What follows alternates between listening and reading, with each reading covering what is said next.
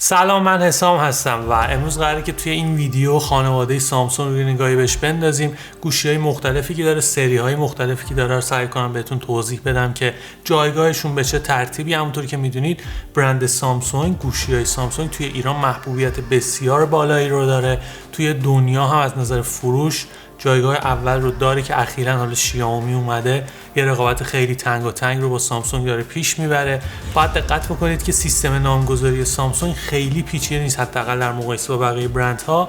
اما خب به نظر من اپل ساده ترین شیوه نامگذاری رو انتخاب کرده. البته که تعداد گوشی‌هایی که عرضه میکنه هم خیلی محدوده. خیلی کلی سری‌های مختلفی که باهاشون طرف هستیم رو میخوام بهتون معرفی بکنم. سری S رو داریم، سری نوت رو داریم، سری Z رو داریم، سری A رو داریم، سری M و البته یه سری از گوشی‌های سامسونگ که یه مقدار ویژه ترن، مثل سری FE، X کاور و اکتیو و البته سری F. از سری S شروع میکنم که خب پرچمدارای سامسونگ بسیار گوشی‌های خوبی هن. همیشه سامسونگ میاد بهترین تکنولوژی هاش رو توی این گوشی ها قرار میده. تصور بکنید دوربین هایی که بسیار عملکرد خوبی دارن، چیپست هایی که بسیار بروزن. آخرین نمونهش گوشی S21 اولترا که خب دوربین بسیار خوبی داره. چیپستش حالا ممکنه که توی بعضی جاها متفاوت باشه، اما عمدتاً یا اگزینوس 2100 یا اسنپ دراگون 888 که هر دوی اونها بسیار عملکرد خوبی رو دارن و گوشی‌هاش هم بسیار پرفروشن. یه جورایی میشه گفت که پرچم اندروید دست سامسونگ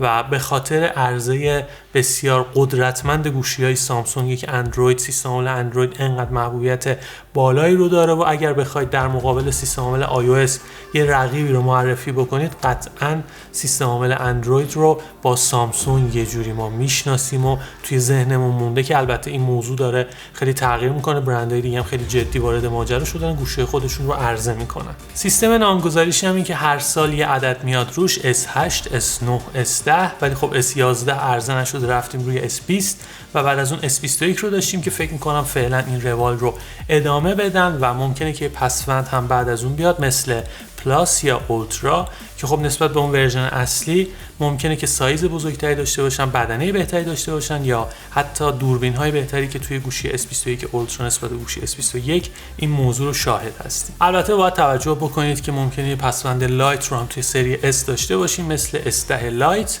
که خب اون هم نسبت به گوشی S10 معمولی یه سری تفاوت‌های جزئی توی مشخصات داره و احتمالاً برای کسایی ارزش‌شو که میخوان کمتر برای اون گوشی هزینه بکنن. میرسم به سری نوت، سری محبوب نوت که متاسفانه گویا قرار نیست که ادامه داشته باشه این سری و خیلی جالبه بهتون بگم اولین گوشی نوتی که عرضه شده به اسم گلکسی نوت توی سال 2011 همه گفتن که او عجب گوشی بزرگیه، کی میخواد با این گوشی کار بکنه. اون موقع سایزش 5.3 اینچ بود ولی خب به نظر خیلی بزرگ میرسید. الان دیگه گوشی‌ها همه سایزاشون بالای 6 اینچیه و هیچکی هم شکایت نمیکنه که این گوشی‌ها بزرگن. مهمترین وجه تمایز این گوشی‌ها اینه که اونا فوکوس کردن رو کسایی که میخوان کارهای جدی و حرفه‌ای رو با گوشیشون انجام بدن و مهمترین ابزاری که کمک میکنه این اتفاق بیفته اون قلم استایلوسه که همراه با سری نوت عرضه میشه و میتونید باهاش یادداشت برداری بکنید، باهاش نقاشی بکشید، باهاش کارهای مختلفی رو انجام بدید که به وسیله یک قلم امکان پذیر. دیزاین و طراحی سری نوت نسبت به سری S یه مقدار مستطیلی شکل‌تر، یه مقدار بزرگترن که راحت‌تر بتونید با قلم روی اونها کار بکنید، ولی همچنان بسیار سخت افزار قدرتمندی دارن و دوربین‌هاشون، کیفیت دوربین‌هاش تنه به تنه سری S میزنه. آخرین اتفاقی که راجع به این سری افتاده اینه که گفتن که قرار نیست نوت 21 عرضه بشه و قلم استایلوس رو اضافه کردن به گوشی S21 اولترا که امکان این به وجود اومد که توی گوشی سری S از اون قلم استایلوس استفاده بکنید یا حتی شاهد اضافه شدن قلم به گوشی Z فولد 3 هم هستیم که یه جورایی این حس رو منتقل میکنه که سامسونگ قرار نیست سری نوت رو ادامه بده. از اون ور ماجرا یه سری اخبار وجود داره که احتمالاً سال آینده سری نوت دوباره برگرده که خب من به شخص امیدوارم که دوباره این اتفاق بیفته چون میدونم خیلی‌ها طرفدار این گوشی ام. و البته درباره سیستم نامگذاریش باید بهتون بگم که دقیقاً عین سری S هر سال یه عدد میاد بالاتر. نوت 9، نوت 10، نوت 11 رو نداشتیم، نوت 20 عرضه شد که خب ممکنه یه پسوندی رو هم داشته باشن مثل نوت 10 پلاس که نسبت به به نوت 10 معمولی سایز بزرگتر و یه سری تفاوت‌های جزئی رو داره. یه ورژن اولترا هم داریم که در نسخه نوت 20 عرضه شد. تفاوت‌های نوت 20 معمولی و نوت 20 اولترا هم مثل دوربین با رزولوشن بالاتر توی گوشی نوت 20 اولترا که باید بهش توجه بکنید. بعد از اون یکی از هیجان انگیزترین سری‌های گوشی‌های سامسونگ رو داریم به اسم زد که خب اخیراً معرفی شده، زد فولد و زد فلیپ، که واقعا خیلی عجیب و غریبن. گوشیایی که تا میشن و میتونید اون رو توی جیبتون قرار بدید و وقتی وا میکنید زد فلیپ ها اندازه گوشی معمولی میشن و زد فولد ها رسما شبیه تبلت میشن و این امکان رو بهتون میدن که از اون فضای بیشتر استفاده بکنید. بار اولی که عرضه شد خیلی همه رو شگفت زده کرد، اما خیلی طراحی ظریفی رو نداشتن. نسل به نسل بهبود پیدا کرد و امروز به زد فولد 3 رسیدیم که واقعا کامله و حتی امکان نوشتن با قلم روی اون هم فراهم شده. صفحه نمایش با رفرش ریت بالا، مشخصات سخت افزاری خیلی خوبی داره. قیمتش هم نسبت به نسل‌های اولیه مقدار کاهش پیدا کرده و باعث میشه که بیشتر عموم مردم ترغیب بشن که بخوان یکی از این گوشی‌ها رو بخرن. بعد از سری Z که خب باید هزینه زیادی براشون پرداخت میشد، سری A رو داریم که میان رده‌های سامسونگ محسوب میشن، با هزینه کمتری میشه اونها رو نسبت به پرچمدارها خریداری کرد. و البته باید دقت بکنید که به نظر من یکی از موتورهای سامسونگ همین سری A انقدر که فروش بالایی رو سامسونگ داره توی این گوشی‌ها تجربه میکنه و البته یه مقدار اخیراً تهدید شده توسط برندهای دیگه مثل شیائومی و ریلمی و بقیه برندهایی که دارن ظهور میکنن و این بازار رو میخوان به تصاحب خودشون در بیارن. سامسونگ سعی میکنه توی هر رده قیمتی نماینده داشته باشه و سیستم نامگذاریش هم خیلی گسترده است.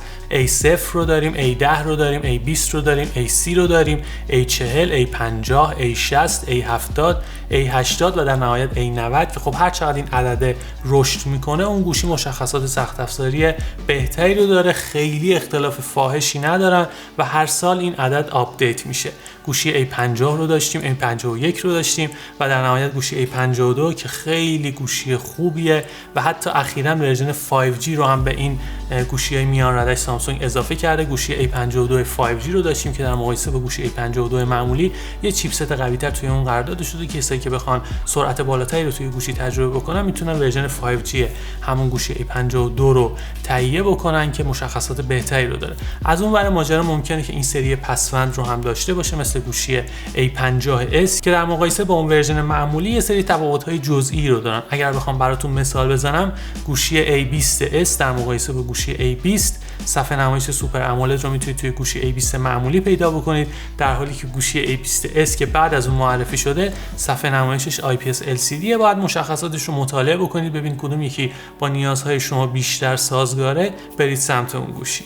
یه رده دیگه هم وجود داره به اسم M که خب میتونید با هزینه کمتر اونا رو بخرید. یه جورایی گوشی‌های اقتصادی هن، اما توی سالهای اخیر با سری A هم پوشانی پیدا کردن، کار به اونجایی رسیده که میتونید یه مشخصات خیلی مشابه رو توی یه گوشی از سری M و سری A پیدا بکنید که کار خرید رو یه مقدار سخت‌تر میکنه. بهترین راه اینه که برید مشخصات سخت افزاری اون گوشی‌ها رو ببینید و انتخاب بکنید که کدوم یکی بیشتر مناسبه برای شما. البته یه سری از گوشی‌های سامسونگ که مقدار ویژه‌تر هم مثل گوشی FE یا فن ادیشن نسخه برای هواداران که بعضی وقتا سامسونگ اون رو هم عرضه میکنه، مثل گوشی S20 FE در مقایسه با گوشی S20 که مشخصات سخت افزاری ضعیف‌تری داشت و با هزینه کمتری میتونید اون رو بخرید. نسخه 5G هم داره که اتفاقا گوشی بسیار خوبیه.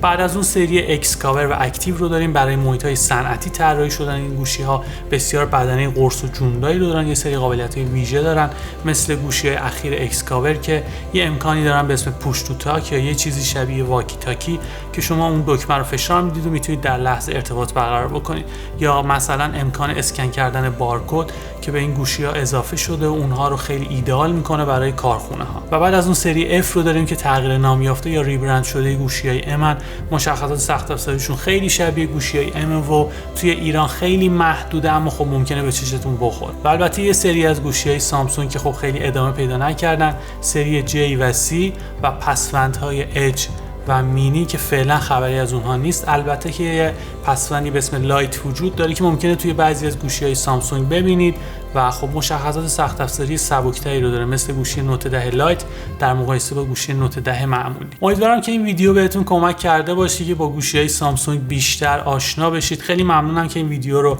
تا انتها تماشا کردید. اگر این ویدیو رو از طریق کانال یوتیوب تماشا می‌کنید حتما این کانال رو سابسکرایب بکنید، اون زنگوله کنارش رو هم بزنید. خیلی ممنونم که نظر میدید، کامنت میذارید و امیدوارم که این اتفاق یه روند ادامه دار باشه. مرسی.